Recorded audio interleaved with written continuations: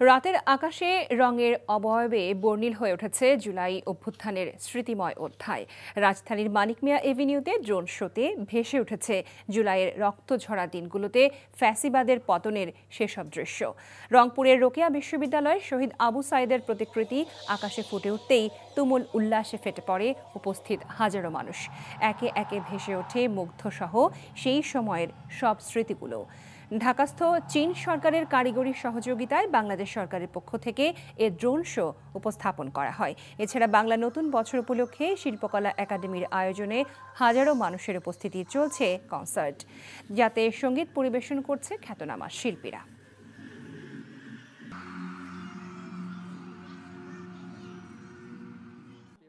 Bundle থাকলে প্রতি সেনমানিতে টাকা বাঁচবে।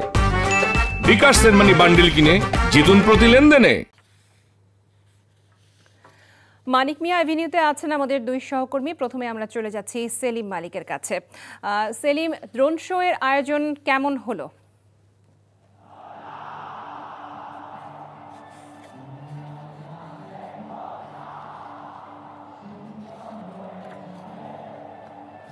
লোপা, আজকে বাংলা নববর্ষের সবচেয়ে আকর্ষণীয় যে প্রোগ্রামটি ছিল সেটি হলো মানিক মিয়া এভিনিউতে ড্রোন শো।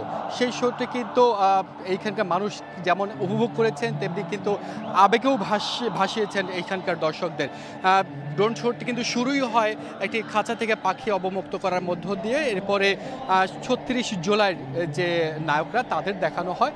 এখানে গুলির সামনে যে বুক চিতিয়ে আবু সাইদ দাঁড়িয়েছিলেন সেই লাঠি হাতে আবু সাইদের ছবি প্রদর্শন করা হয়। এরপরে পানি লাগবে পানি, সেই মুগ্ধের যে কথাটি, সেই কথা সহ সেই ডায়লগ সহ মুগ্ধের ছবি প্রদর্শন করা হয়। এছাড়া জুলাই আন্দোলনের যারা আন্দোলন করেছেন তাদের সম্মান জানিয়ে যে রিক্সা চালক স্যালুট জানিয়েছিলেন সেই ছবিটা কিন্তু প্রদর্শন করা হয়।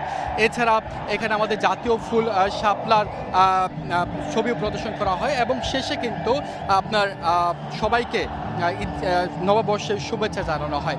এবং এই যে এখানে যে পরিবেশনটা, এই পরিবেশনটা কিন্তু সাধারণ মানুষের মধ্যে আমরা যে দেখতে পাচ্ছি তারা কিন্তু সময়ে সময়ে কিন্তু তারা আবেগে ভেসেছেন।